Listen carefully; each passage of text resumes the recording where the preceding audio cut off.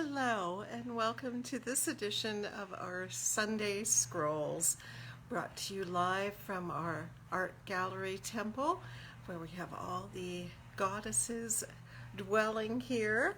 And welcome to our little observance. Happy Lammas, everyone. And I'm so glad that we are reaching this turn of the seasons. And it is also, by some reckonings, the first day of the new year in the ancient Egyptian system that I follow, which is based on the beginning of the month as it is currently in Cairo, rather than taking a date out of ancient Egypt. So you can see this as Happy New Year, Shemet and Rampu, may you live 100 years, and as a new beginning too. So as is all of the different celebrations of the season, it does bring us to a new point of rejuvenation and revivification. You can start all over as many times as you like in our system, every day if you wish, or every quarter, or every cross quarter. There are many ways to begin again. And so I'm hoping that everyone who's in the need of a new beginning finds it in the magic of this time and day. So if you'd like to join with me, we will do the Divine Isis to begin. Divine Isis, goddess of 10,000 names, I invoke your grace. Come to our temple, O goddess, dwell in our shrine, make our hearths your altars, our hearts your home. Bring vision and healing to those who use this shrine. Give us wisdom and unveil the truth, and with thy feathery wings protect us. Breathe into us the breath of life and health and strength. And now we'll go ahead and invoke the directions. Let us honor the east, element of air, with the winds ever blowing. And we honor the south, element of fire, with the flames ever glowing. And we honor the west, element of water, with the rivers ever flowing. And we honor the north, element of earth, with the seeds ever growing. And we honor the spirits above and below, with the wisdom ever knowing. And we honor our bodies, both without and within, with a love forever flowing. For we come into this world with all these gifts and more, our very own special essence. Let's thank the goddess for that which she bestows. All right, and now let us go on to read from the 42 Ideals of Ma'at. The Sacred Sunday Scrolls is what we read from on Sunday. And I have those right here. And so, as we move into the time of harvest for at least our part of the world, our hemisphere, we will see what guidance Lady Lorianne provides for us. And if I can find the scrolls.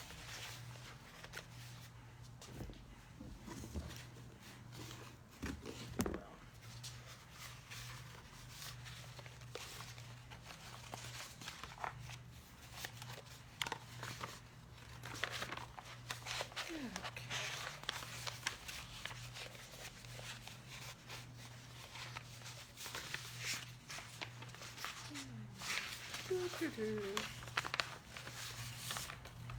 Now we have one on early harvest, but it is not necessarily making itself aware to me. Let me see. Oh, here we go. Here we go.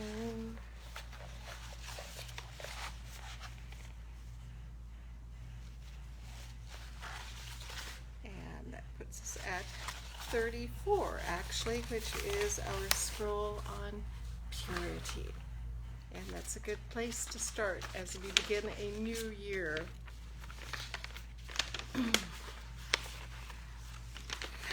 The scroll on purity. Unroll your purity. Spread it out and take a look at it.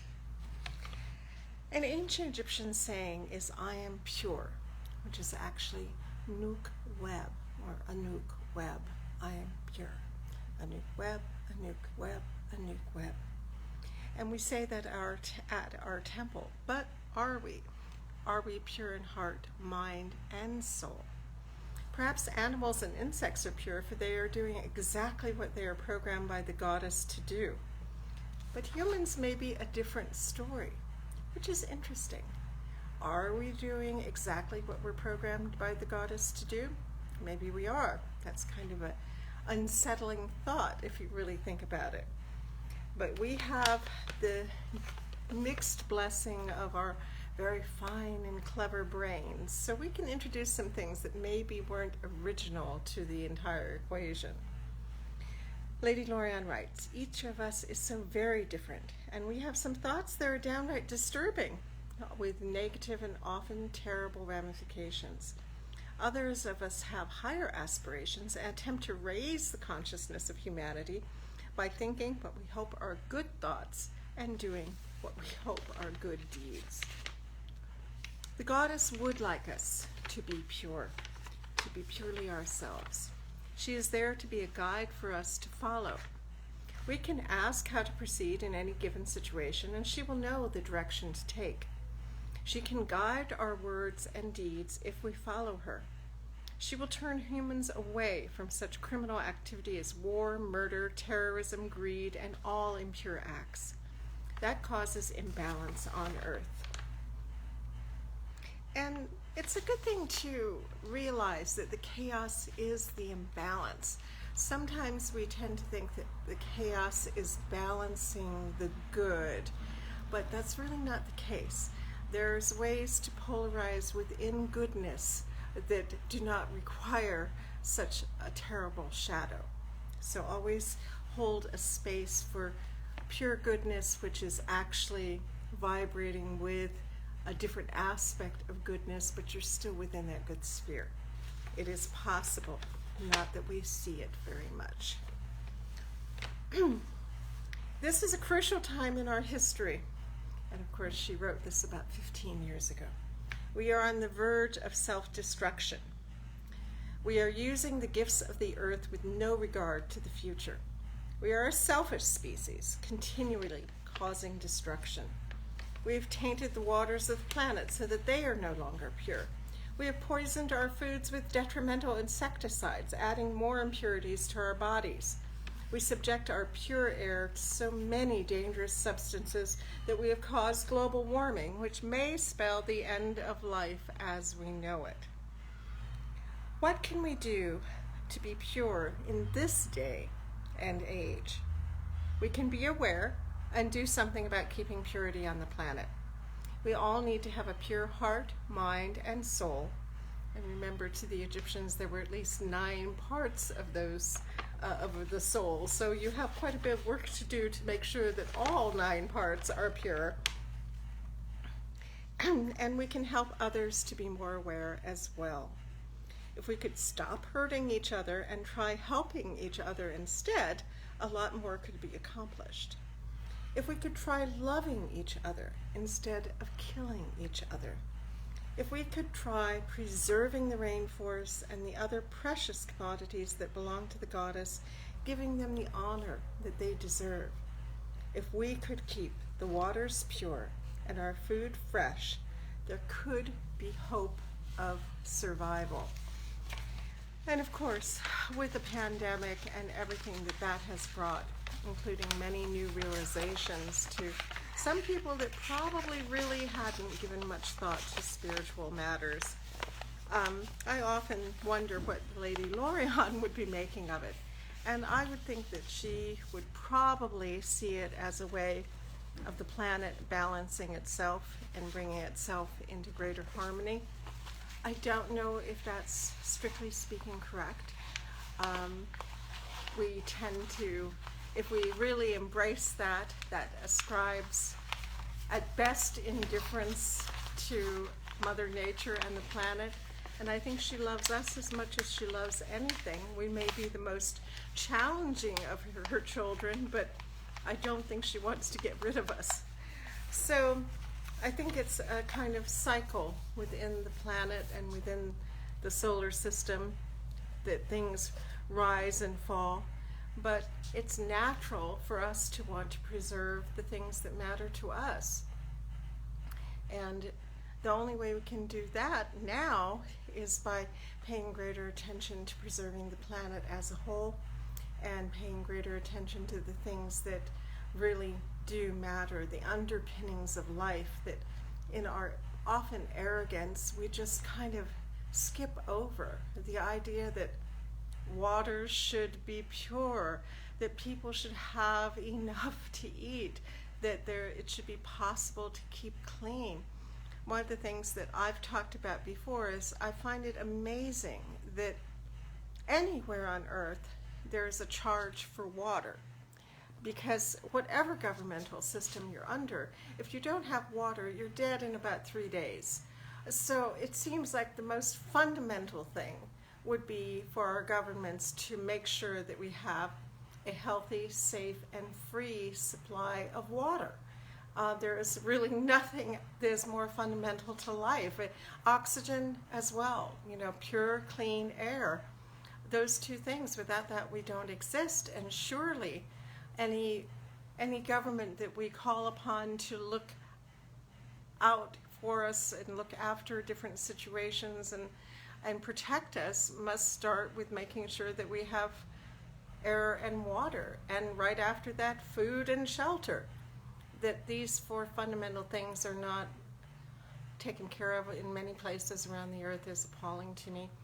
And I hope that we can move to a state where we are at least assured the basic qualities and basic substances that provide us with the things of life. And then, of course, we also need food.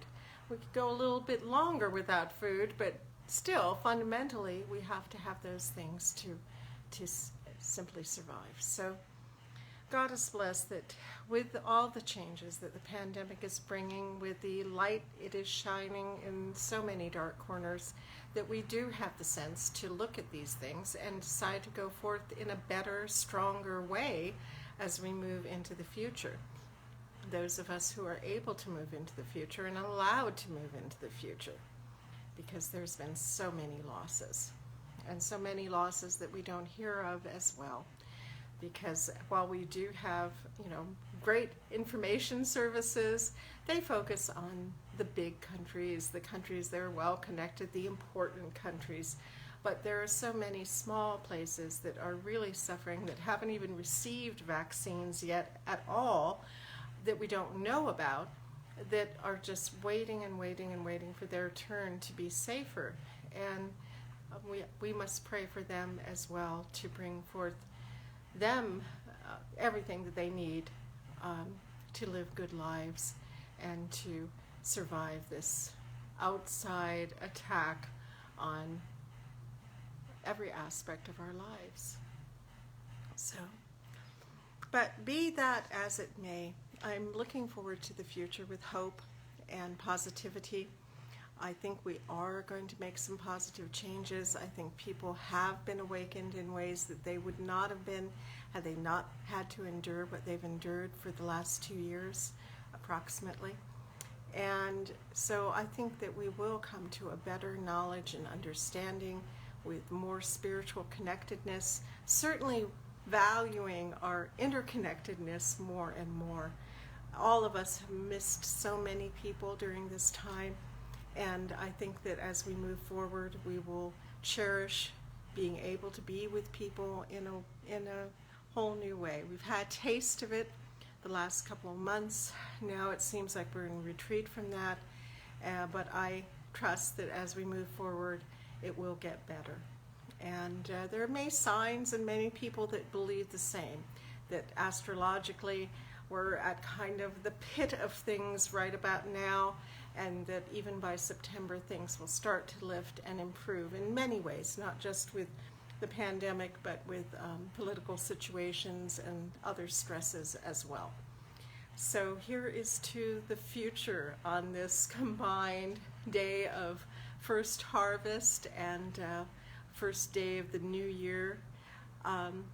We can look forward with confidence that things can get better. And we can help that process along with prayer, chanting, meditation, and just kindling that little light in your heart and feeling the energy of the gods and goddesses, whatever speaks to you with greatest joy and gentleness. That is what you want to enshrine in your being and make a light of for others to see. So anyway, if there's anyone would like to contribute, please do so in the chat. I will be glad to read it, and hopefully we can get some dialogue going. I, for one, am very much looking forward to one day returning to our live Sunday scrolls, where we used to have quite a bit of fun with getting together and chatting about the different topics, and also to our live liturgical readings too, which we also have had in abeyance and which we look forward to bringing forth again soon. So, is there anyone in need of prayer or other assistance? I'm seeing some people out there, but I am not seeing that we have any comments. So,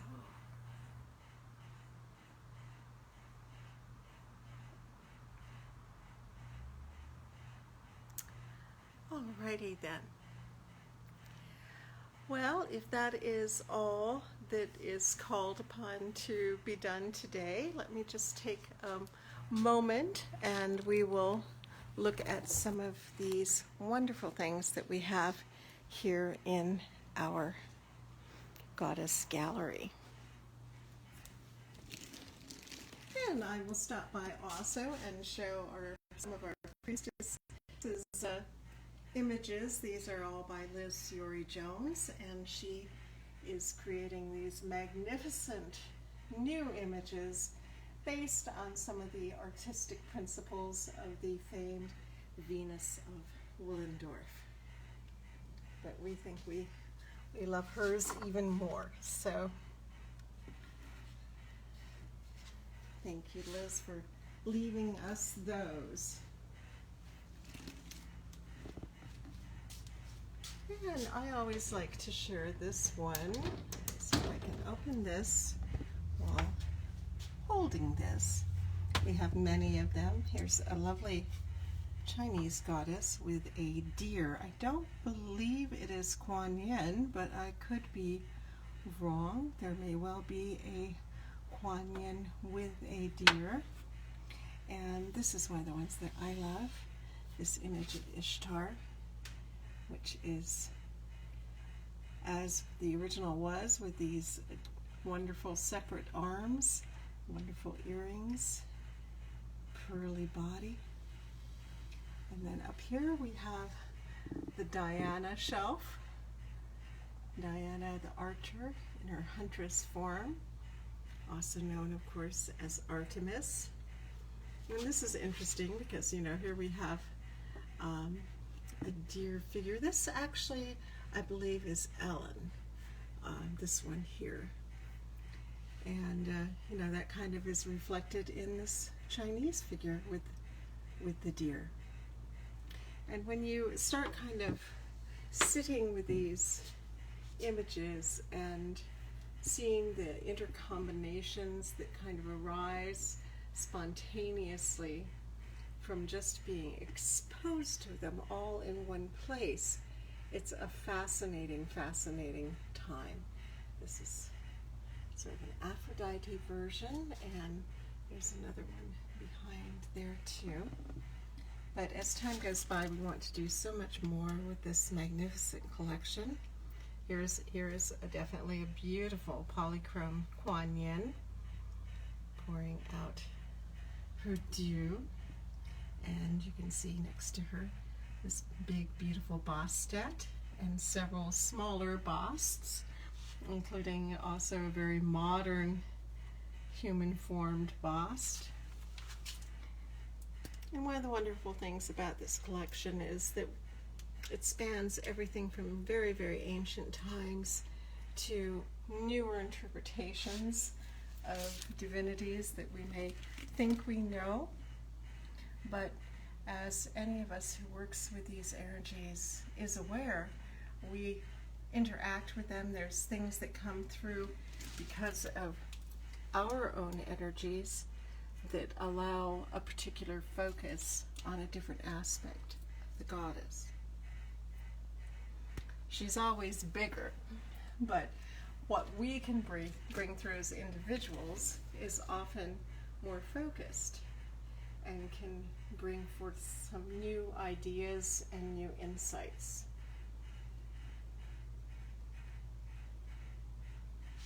And some of the spirits above.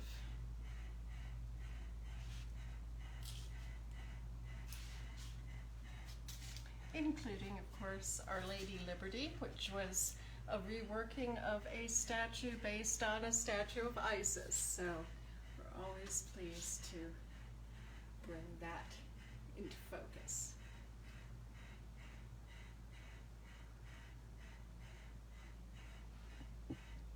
All right. Well, there is a taste of the Morning Glory Zell Goddess Collection, and of course it shares temple space with Lady Lorion's wonderful art and her photographic history as well.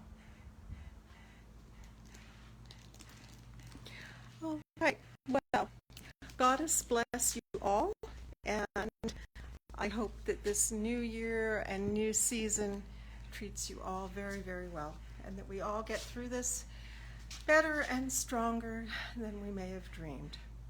So Goddess bless. Have a wonderful week. Have a wonderful month. And it is the first day of the month. And in Greek, of course, that's Kalimena, which means happy first day of the month. And so I wish you a Kalimena. It's a little blessing. You may be familiar with the term Kalimera, which means good morning or good day to you. But Kalimena is happy whole month. So enjoy your happy whole month, and we will see you all again soon. Goddess bless.